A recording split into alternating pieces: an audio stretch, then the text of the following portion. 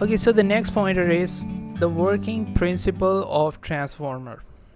Working principle means what is the law of physics upon which the transformer is able to work. At this stage, you must be familiar with electromagnetic induction. Matter of fact, we start out the topic of transformer only once we are done with the electromagnetic induction. So just for a quick recap, electromagnetic induction, the symbol of transformer as per the O-level physics syllabus.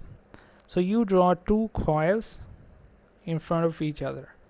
So this is the symbol for the transformer as per O-level physics syllabus. Now let's talk about the construction. So this was just a symbol.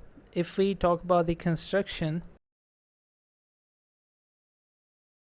so this thing is called as iron core. It is not made up of a single block, rather it is made up of different strips of iron. Cut the different strips of iron, just like you have different sheets of paper in a notebook. So the notebook is not like a single thick page, there are different sheets of paper in the notebook. So that is your notebook, and the sheets of paper refer to the sheets of iron. So one of the side, we have to provide the signal, we have to provide the voltage which needs to be transformed. So if I'm providing the voltage over here which needs to be transformed, I'm going to call it VP. So this side on which you're providing this signal, that is called the primary side, and the other one would be eventually called secondary side.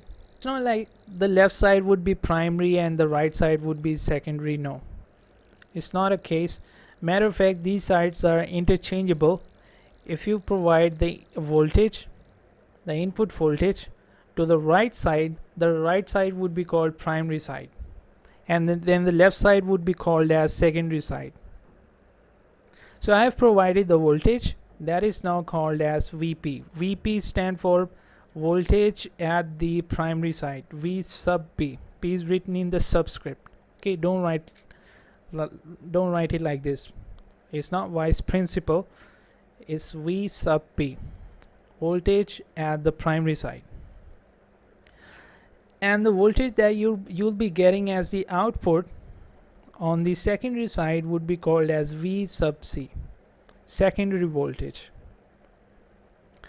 And this thing is called as iron core, and between different strips, iron strips, we have an insulation or lamination. So we take the first strip, then we put the insulation or the lamination, then we put the next sheet, then we put another insulation, then we put the next sheet. So the process takes place like this. If you realize, just for reference, I have drawn 1, 2, 3 turns on the left side, on the primary side. That is called as number of turns on the primary side, represented by N sub P. So once again, P has to be written in subscript. And on the secondary side, whatever the number of turns are, they would be represented by N sub S. 1, 2, 3, 4. In this case, you can see 4 turns on the secondary side. These are the number of turns on the secondary side, represented by N sub S. So the construction is done. Now we move on to the working. So what we do is, the working is,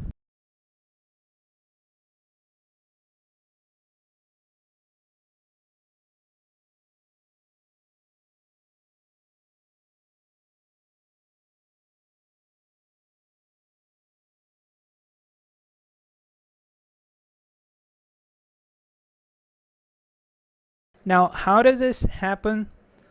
When you supply the alternating current to the primary, it produces an alternating magnetic field in the iron core. Now I'm going to explain the steps in detail.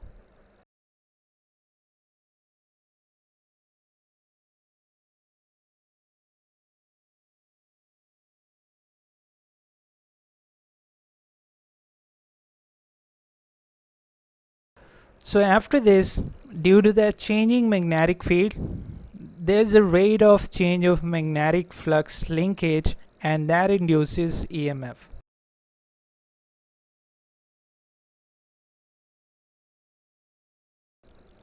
So this is the working of a transformer. In your O-level physics exam, they ask you for 3 marks.